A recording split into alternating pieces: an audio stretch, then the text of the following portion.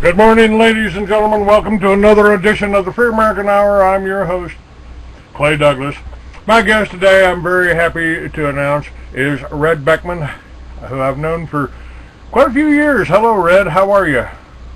I'm kind of excited about getting on the radio with you because we haven't crossed trails for quite a while. It has been a while, sir. They've tried to kill me once in the last 7 years. Well, 3 times. Failed all 3 times. How's your life been? Well, I'm not going to complain, but my health has been a problem, and so I'm not getting the fishing done that I should have done.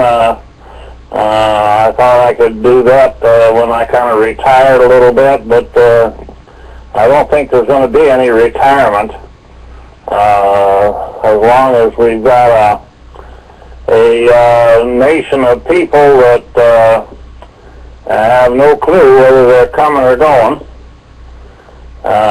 We've got to keep working at it to try to get them informed about what's happening to them. Been trying to do that for 20 years, Red. Trying to explain, you're being enslaved. You are enslaved. You've been sold out, man. You've been price on your head. It's right. And I've said they have refined the art of slavery, Red, to the point that the slaves don't know they're slaves. I'm not a slave. I can go get my pickup and go get a beer. Watch. Uh-huh. Yeah, you put it quite well there, that they have refined the technique to make everybody a slave, and they've got an entire world in slavery. Yes, sir. I say that we have those international gangsters that they got control of the money and they got control of energy.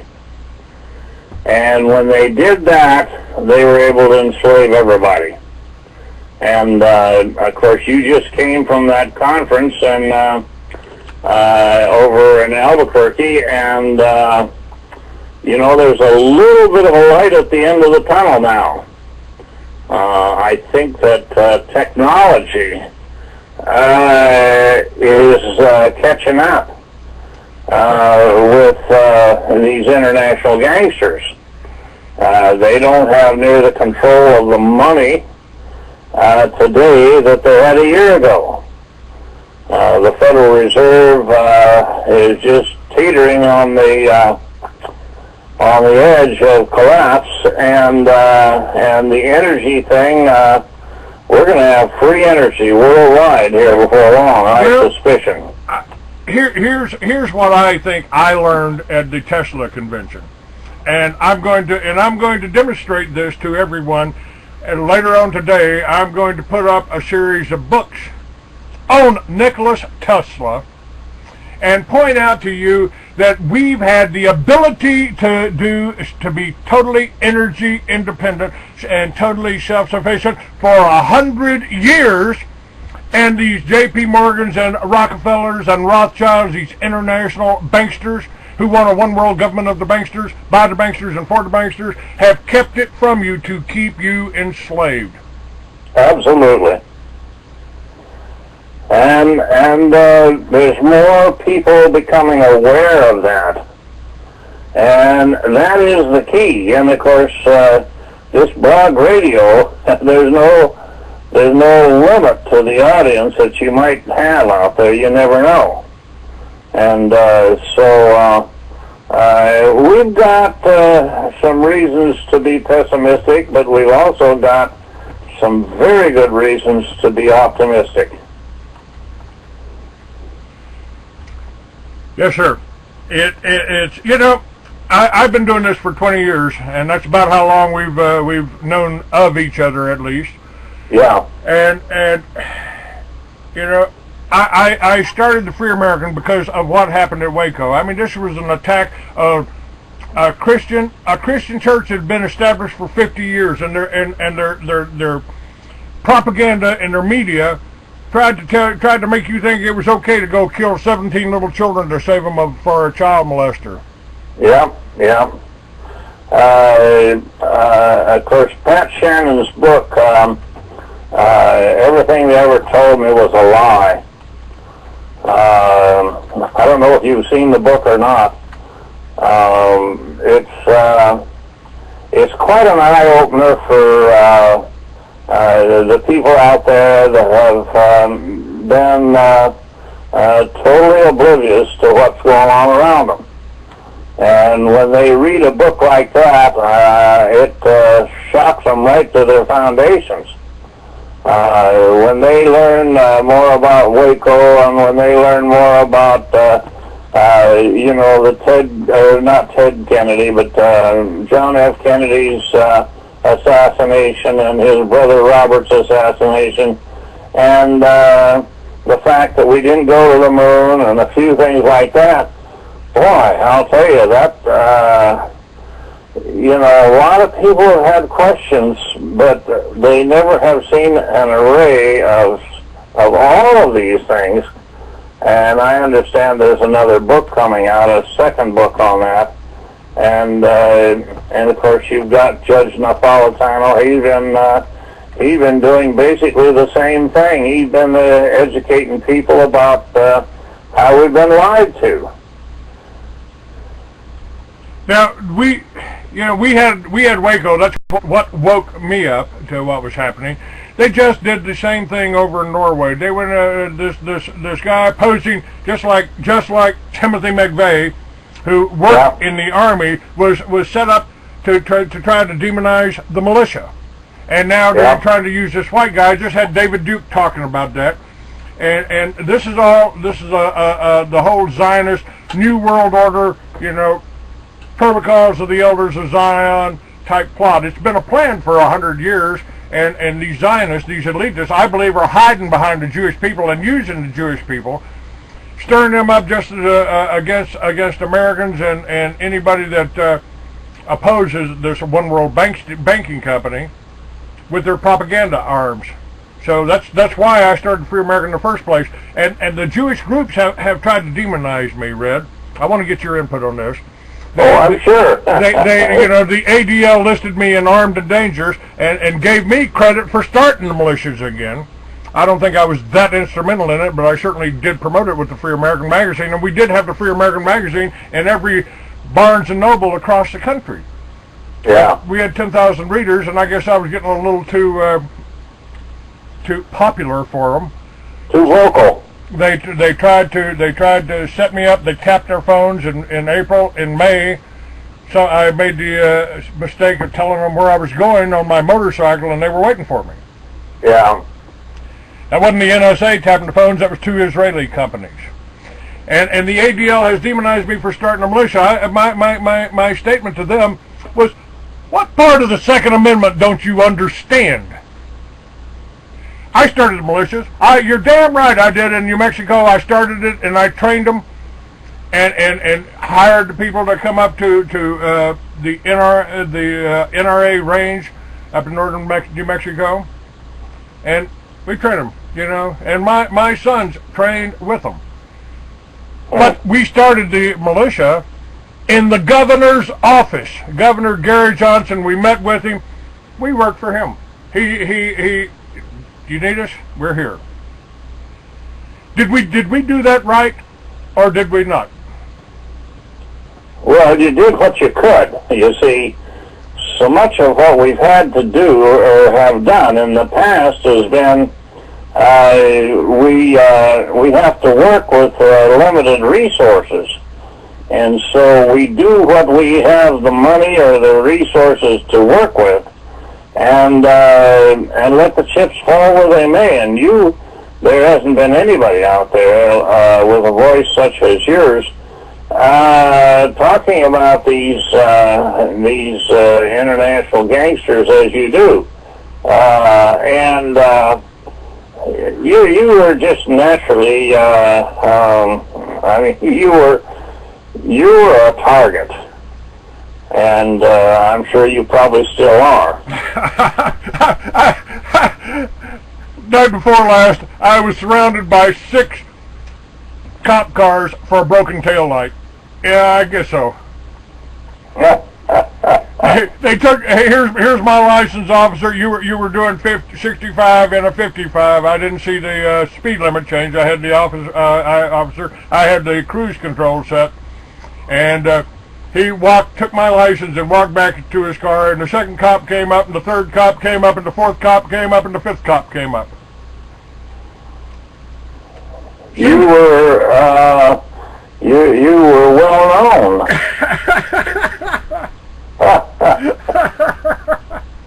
You were a marked man. Yeah.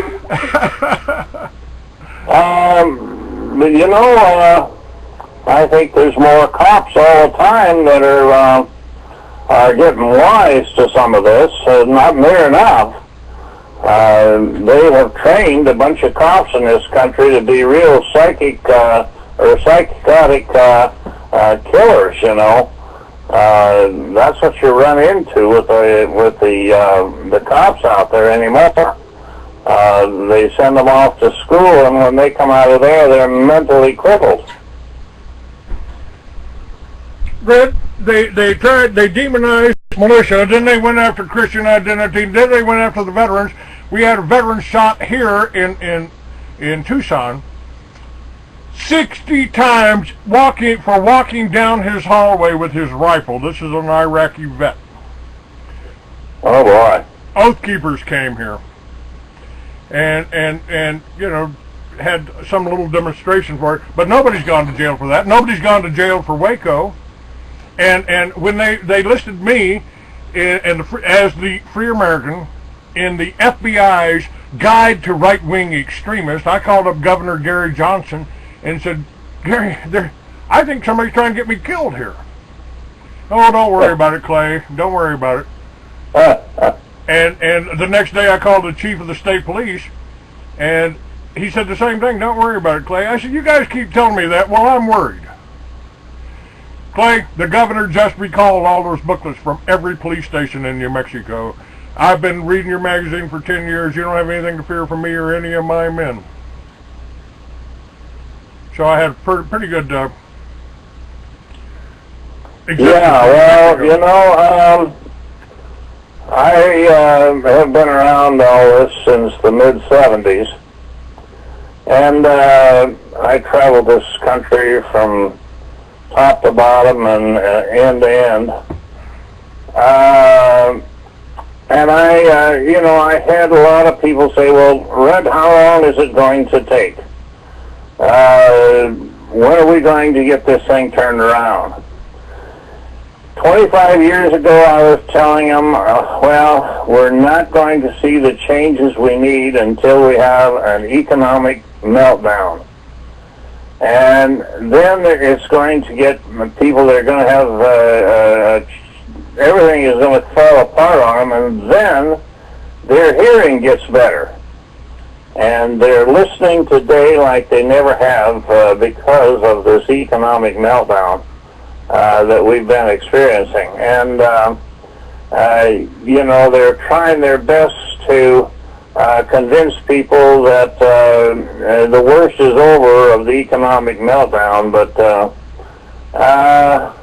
I don't think they understand themselves how serious it's going to get. You know, Red, I saw this coming years ago, and I started what I call Liberty Villages. My reasoning being that Obama's way of greening America is to sell the top of that mountaintop to a foreign investment firm backed by the Rothschilds, and they will gather up all that wind energy, send it down to the power company, and sell it back to you at a profit, of course, all the way down the line. Kind of like the pharmaceutical industry. You know, they make you sick, and then they feed you the pills for the rest of your life. And you know, the real way to green America, and the way they don't want, and this may be the reason they tried to kill me over and above the militia and the 9/11 being the first 9/11 truther and everything else out there, and speaking out against the Zionists and the media control, is if you put windmills on everybody's homes, solar on everybody's homes, magnetic generator in everybody's garage, and run your cars and your diesel on biofuel, and grow your own food, then you don't need the government for nothing. And that's what they're really afraid of. That's why the 9th plank on the Communist Manifesto, and every plank on the Communist Manifesto is intact in America too. The 9th plank is corporate farms. Archer Daniels Midland, Monsanto. That's our rulers. These are the people that are taking and they're taking your money in so many ways, and they don't want you to be independent. They're scared to death of that, because the American people, the American hunters out there, that's the biggest army in the world. Yeah. Yeah, and I'll tell you, I said earlier that we have cause for some optimism. You mentioned the Zionists, and you know, their world seems like it's coming apart. You know, first we had the big Ponzi scheme, and they lost all these billions of dollars, didn't know where it went to, and of course it all went to Israel, I'm sure. But now you see the biggest propaganda machine in all of history is in such a state of chaos. The Murdoch Empire. That was the biggest, most successful propaganda machine in history. And here we're able to sit by and watch it self-destruct. You know, we're going to see more of those type of things come unglued. They're going to fall apart. And of course I'll be watching for these things, and I'm just glad I'm still around to see all this happen.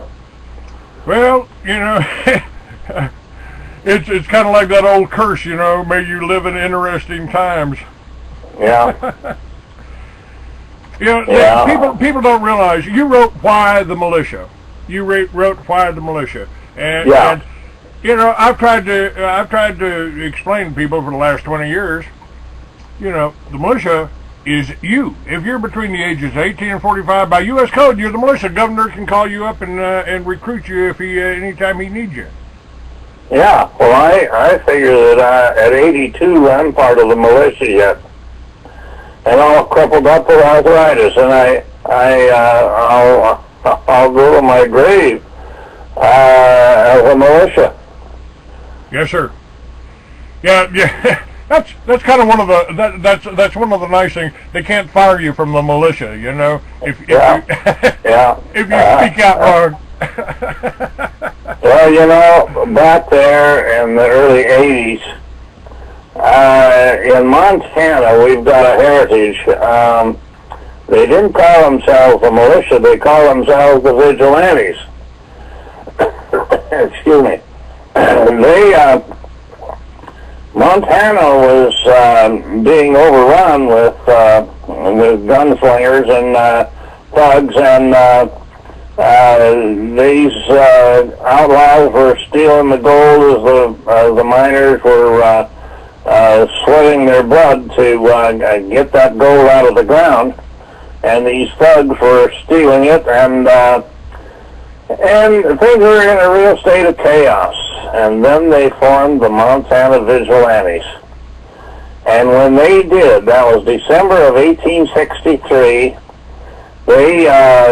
they prosecuted the first one of those gangsters, and they had a trial, and they hung him.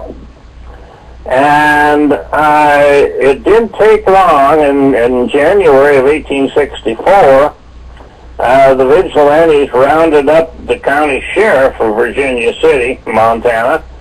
They rounded him up and some of his lieutenants, and they hung them. They had a trial and they hung them.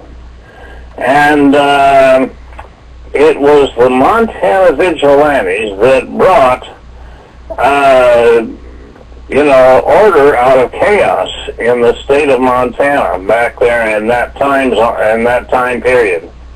It was not elected officials. The sheriff of Virginia City was hung just like a common thief, which he was, and the people took things into their own hands. And I'm not so sure. We reorganized the Montana Vigilantes in 1980, and we gave them a sense of direction, and they're still there, and their work is cut out for them, of course, but they're there, and they're in small cells, maximum of 3 people. In a cell, and you don't take anybody into your cell unless you have known them all your life pretty well, and where they have a track record fighting for freedom. And but it's impossible for the feds to infiltrate them. And boy, is that scary. That is for those people. Red, that's why they are so frightened of me. First of all, I talk to everybody. You're right, I am a target. And I've told everybody, I'm the canary in the coal mine. When they start coming after me, they're going to come after you next. Yeah. And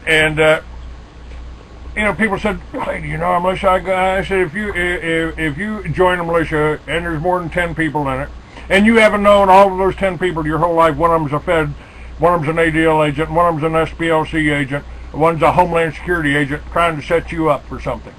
Because they don't want patriots here. They don't want people standing up against them. They don't want leaders here, Red, and that's what you've always been. Now let me, while you were mentioning the Montana people there, and the militia of Montana, John Trockman is another old friend of mine. We did all the preparedness expos together. And at Ruby Ridge, they had Randy Weaver surrounded. They shot his wife, but the Montana militia was there, and they had the FBI surrounded. So the FBI, I think, and I want your opinion on this, brought in Bo Gritch. Now, Randy and Bo will tell you that Bo Gritch saved Randy Weaver, and that is true. But you can also say that Bo Gritch arrested Randy Weaver for the feds to save the feds from the retaliation of the Montana militia around there. That's I want to get your opinion on that, sir. I was very,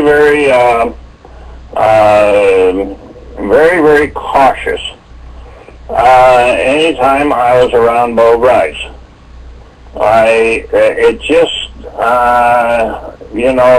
He was U.S. military for too long and all, and they don't change that quick. And so I don't think there was any question now that some history has passed by us. I don't think there's any question but what you're correct, that he was a government plant in the freedom movement back there. I just don't think there's any question about it. Yeah, well, he says in his own book, he says, I'm a permanent member of the Counterintelligence Society. Yeah, and he penetrated a long ways into the Patriot movement. But he didn't survive, in the freedom movement because he made too many mistakes that identified him. Now, this is something that I have been trying to do with the Tea Party people. I've been trying to warn the Tea Party people about, government infiltration into their local organizations. And right when they started out, I said, don't develop a national central headquarters. Every local group has to maintain their autonomy so that the government has not one organization that they have to infiltrate and control. They've got hundreds of them around the country. And I think a lot of the Tea Party people heard got that information, and I think I know of a number who have maintained their integrity as local organizations, and they are learning. I've sent out a lot of my books. And a lot more are going to go too out there to help these people come up to speed a little bit into the freedom movement. Let's see. I've got about 2 minutes here left on this recording segment. We got 30 more minutes after that. But give out. My guest is Red Beckman, folks. This will be going up on YouTube, and Red, you can send this out to anybody on your email list if you got tell them about your books. What are your books? I want to start carrying them again. I've carried them for years. I want to start carrying them again. I'm rebuilding my book selections, and I've got 3 of my own. I can certainly use help getting them out there. One of them is pretty much a history of the whole Patriot movement that I've been involved in for the last 25 years. Your books, Red. Yeah, my books, of course, I've got 2 in particular that we do push. I have the little book Walls in Our Minds, which is it's a powerful little book, and it's condensed patriotism, the basic things you got to learn if you're going to be a patriot, an American patriot. And of course, Why the Militia, you mentioned that one, and I have people all the time that read that book, and then they give me some feedback, and they said the name, I should have had a different title on it. I should have called it the primer for Patriot Americans, how to be a patriotic American. Why the Militia is a very effective book, and of course the Walls in Our Minds, we have